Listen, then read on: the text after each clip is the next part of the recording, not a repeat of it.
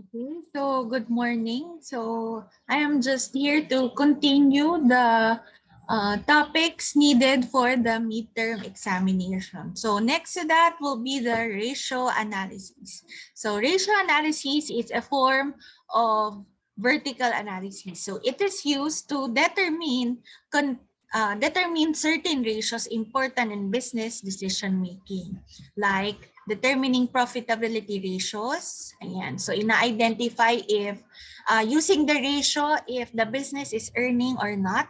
Liquidity ratio, that it is parang easily ba nako-convert yung cash or easily ba nako-convert yung other forms of asset into cash, and also asset utilization ratios. So, we have profitability ratio first. So, it is measured by the return on owner's investment. Again, example, if a company earns a net profit of 100,000 and the capital of the owner is 1 million pesos, the return on owner's investment would be what?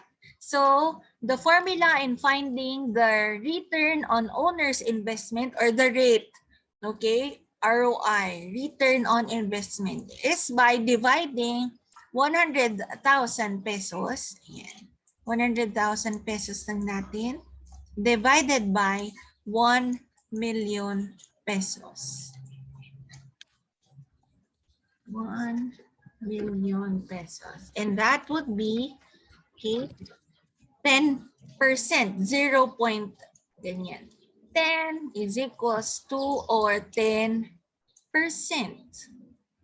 This means that there is a 10% return from the investment or capital na 1 million pesos, merong return na 10%, and that is 100,000 pesos of the business. Ayan.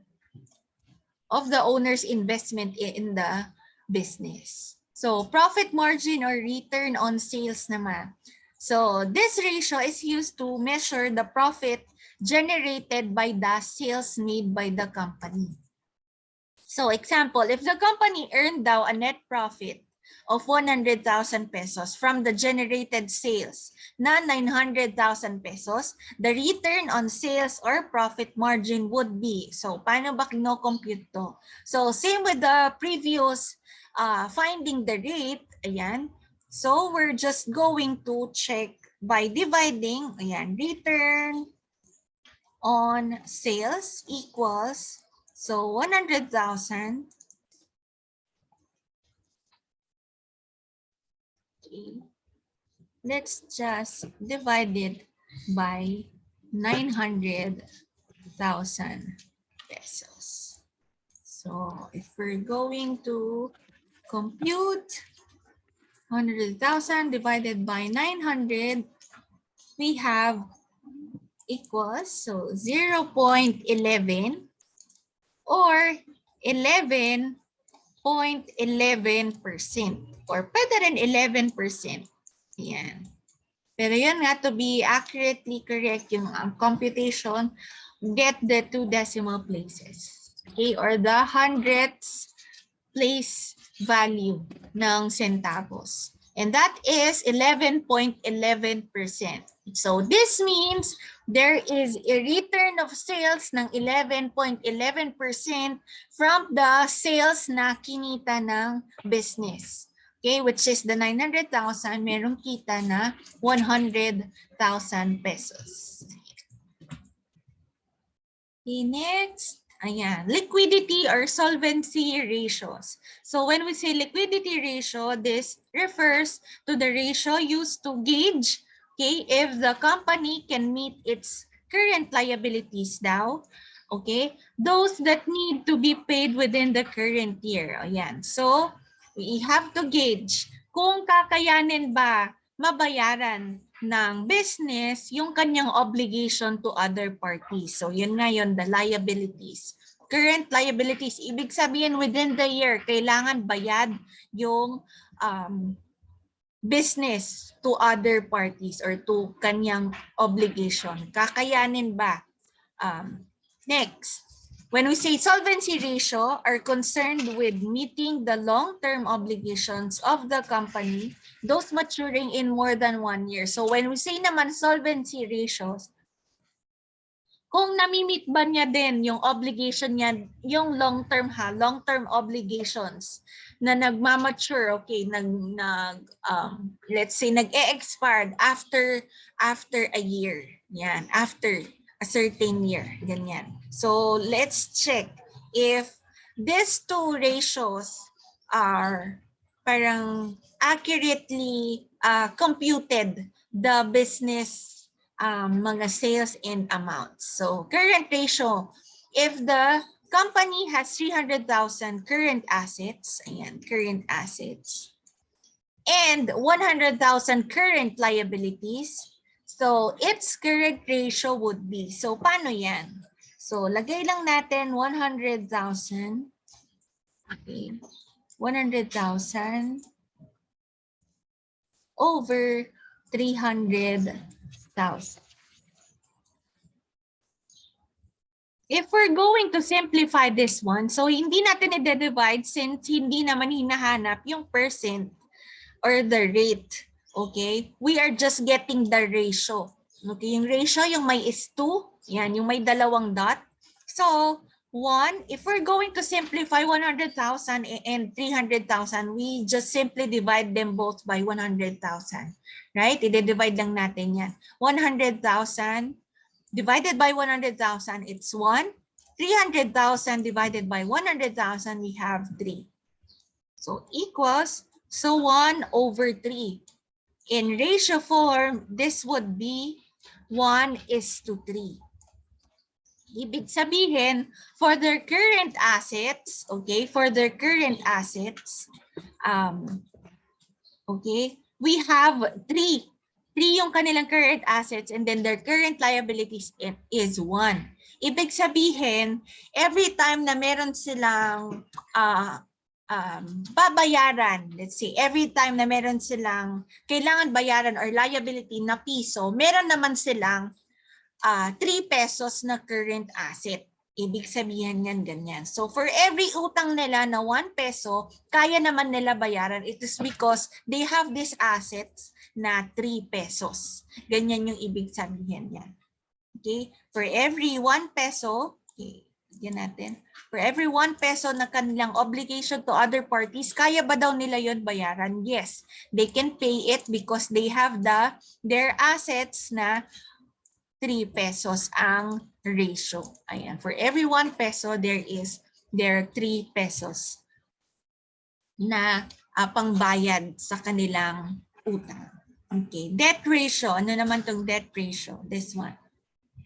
Oh, ito din para rin itong obligation or utang to, loans. So assuming a firm with total liabilities of 450,000 pesos and total assets of 900,000 pesos. So paano naman siya i-compute? So let's say, okay, 450,000 will be their total liabilities. So 450,000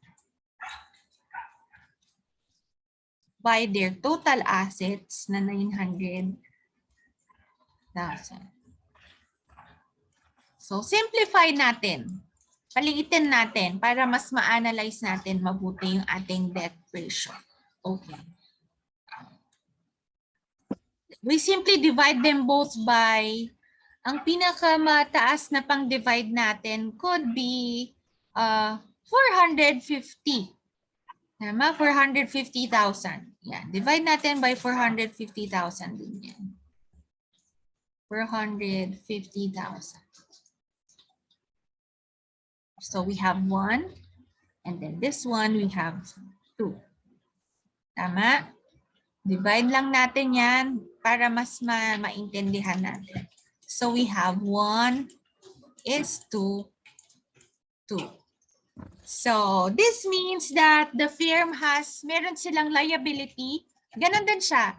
The firm has the total liability na for every 1 peso. Yan. Kayang-kaya nila this one i-return or i-bayaran, it's because they have the total assets na 900,000. So meron silang 2 pesos. Okay? Sobra, ibig sabihin.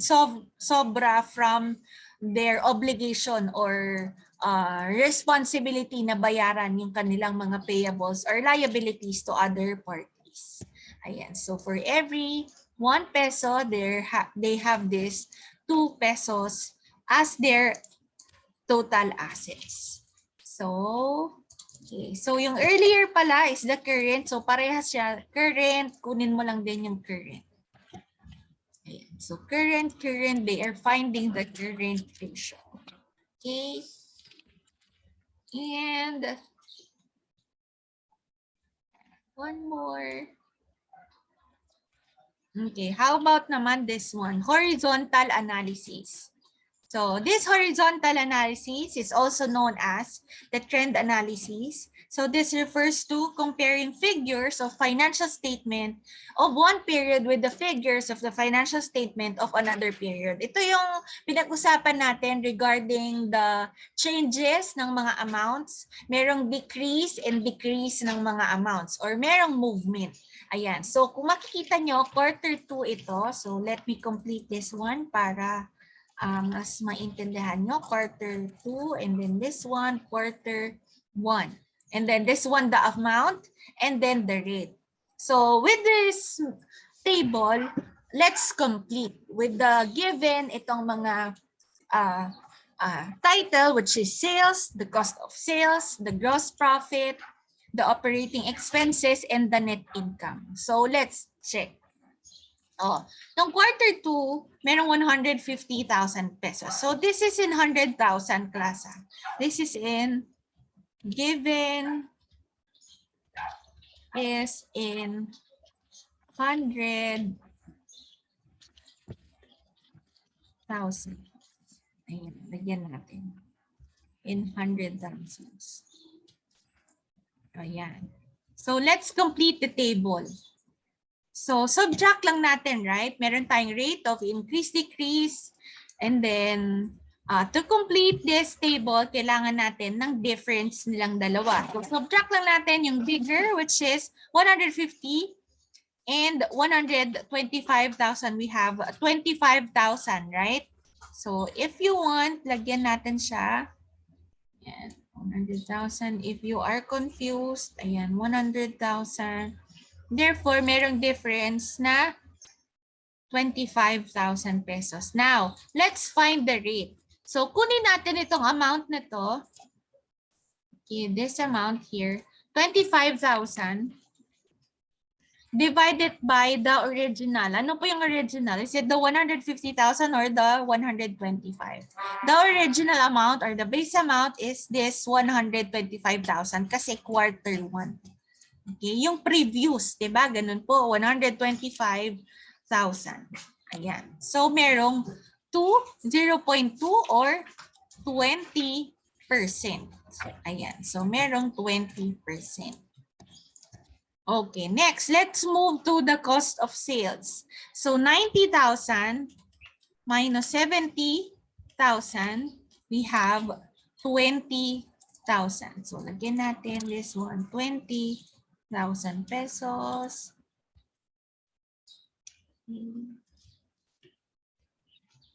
Okay, now, paano yung computation? 20,000. Let's divide it by 70,000. Okay, we have 28. Yan, 28, 0.285. So let's round off. Pwede rin, 29. So gamitin natin to be, to have yung accurate computation, we have 28.57 and that's in percent. So let me erase na lang this one. Ayan. And magta-type na lang tayo. Para so we have 20%. Yan. So this one, ganun din siya. Subtract lang tayo, 60,000 minus 55,000. We have 5,000. Okay, lagyan lang din natin to ng thousands. Okay, and then let's divide now. 5,000 divided by 55,000. We have 9.9. So 9.09, and that is in percent. Okay. Next, paano naman to, class? Yung operating expenses nag-increase. Nag-decrease from, ito tayo, quarter 1, 45,000 yung kanilang operating expenses. Nung dumating yung quarter 2, naging 35,000 pesos. So, 35,000 minus 45,000. Ayan. So, nag-decrease. Meron silang negative 10,000 pesos, right? Yan. So, paano yung computation for that? Kapag mayroong ganyan, negative computation, so lalagay lang din natin yan na negative. So, negative 10,000 pesos, divide natin by the previous, ano ulit yung previous? 45,000 pesos. Ayan. We have negative 22.22, and that is in percent. Ayan. This means na imbes na nag-increase, ayan o, tingnan nyo to, quarter 1, 125,000, nag-increase ng 100, ng 25,000 nung quarter 2, second quarter. Okay, this one nag-increase din. Okay, this one nag-increase din, but not this one. Okay, 45,000, ito naman nag-decrease, right? Kaya nagkaroon ng negative. Negative amount na 10,000 pesos and then a negative na 22.22%. This means merong decrease ng expenses ang business. Okay, lumiit yung kanilang expenses. Same with this one. Okay, so lagyan lang natin ng hundreds. Ng thousands rather. Yan, 20,000. Lagyan lang natin. Ganyan. So, subtract lang natin. We have 15,000 pesos. And then, let's divide lang 15,000 pesos divided by the original o yung nakaraan, which is the first quarter. And that is 10,000. Or we have 1.5. So, mag-move lang tayo. We have we have 15,000 divided by 10,000. Ayan, meron tayong 100 yan eh. 150%. Ayan. Ibig sabihin naman itong 150%, ibig sabihin nag-increase ng 150% ng sobra-sobra. Ayan, ng sobra. From the their net income, 10,000, nagdoble and higit pa. Okay? Naging 25,000 pesos. Instead na 10,000 pesos lang yung kanilang income, it now becomes 25,000 pesos. Kaya merong increase na 150,000 pesos. Okay? So let's check yung kanilang rate. So rate of increase yan. So check lang natin. Ganyan lang palagi. If you want the formula quarter 2, using the formula we use in quarter 1, i-divide mo lang the previous. Okay, quarter 1 equals. So quarter 2, it's 150,000 pesos.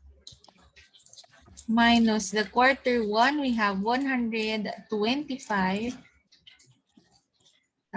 pesos.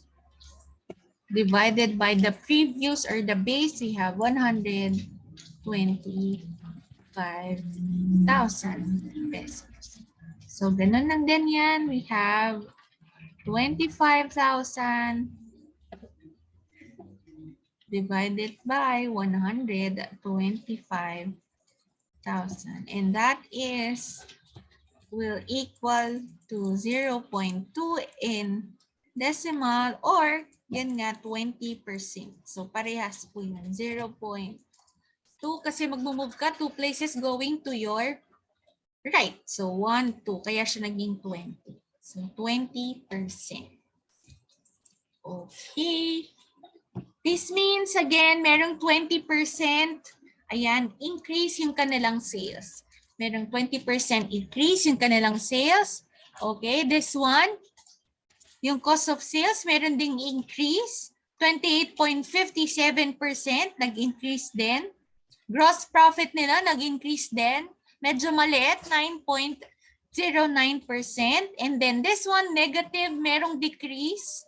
Yung kanilang operating expenses, ayan. From 45,000, bumaba. Okay, it becomes 35,000 na lang. And also, merong increase na 150% yung kanilang net income. Yung sabihin, tumaas yung kanilang kita in the business. Ayan. So, that's it. Again, if you want to check the pointers to review, this one is the pointers to review. Ayan. Midterm examination coverage, we have fractions, base, rate, and percentage, ratio, proportion, meron ding taxes, and assets, liabilities, and equity topics. Ayan po. So, good luck on your test. See you after the exam. Okay. Bye. Bye, guys.